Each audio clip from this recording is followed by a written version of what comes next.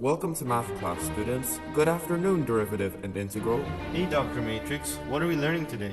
I hope we're not talking about differential equations. They scare me. Okay, class, we're going to learn differential equations.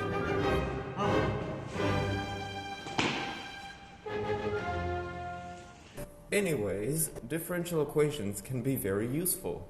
We can use differential equations to model complex systems. One of my friends, an environmentalist, Dr. Ellipse, uses differential equations to model the population of endangered animals.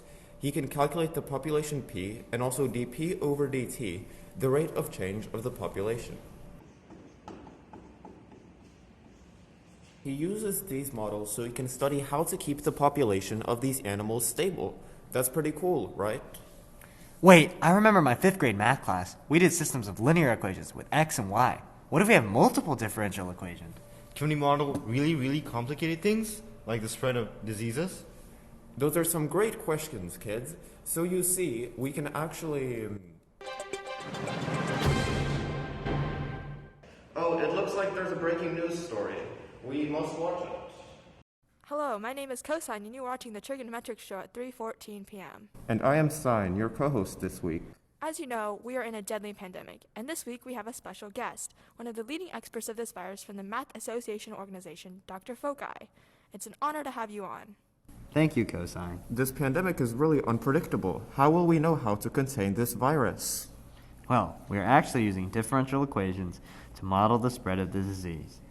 Boys and girls out there, listen up. This is for you. Here, let me share my screen. For Euler's sake, I must have pressed the wrong button. Dr. Fokai? Okay, I'm back. So we're going to model the spread of COVID-19 using the SIR model. It uses a system of 3 differential equations, representing the susceptible S, infected I, and recovered R throughout the population. ds over dt describes the rate of susceptibility, di over dt describes the rate of infection, and dr over dt describes the rate of recovery. B represents the number of contacts of an individual. The rate of change of susceptibility decreases as people are becoming infected. It is jointly proportional to S and I. The more people who are infected, the more susceptibles will get infected. K is the recovery rate. The number of people who are recovered increases each day. Therefore, they will be removed from the infected category. I always hear about flattening the curve. What does that mean?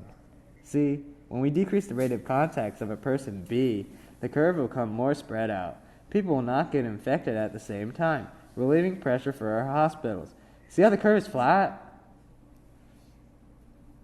Wow, that's so cool. This is why we should social distance and mask. It'll reduce B. But what about K?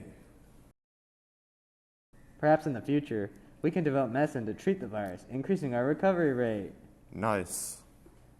Well, running out of time. It's always a pleasure to talk to you, Dr. Fokai.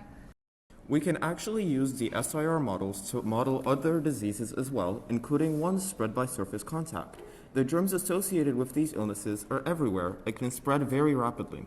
I actually received a machine the other day. It is the SpectroGerminator, and we can use it to tell how much germs are on each of these markers and how much germs are on all of your hands. Dr. Matrix, I played basketball earlier.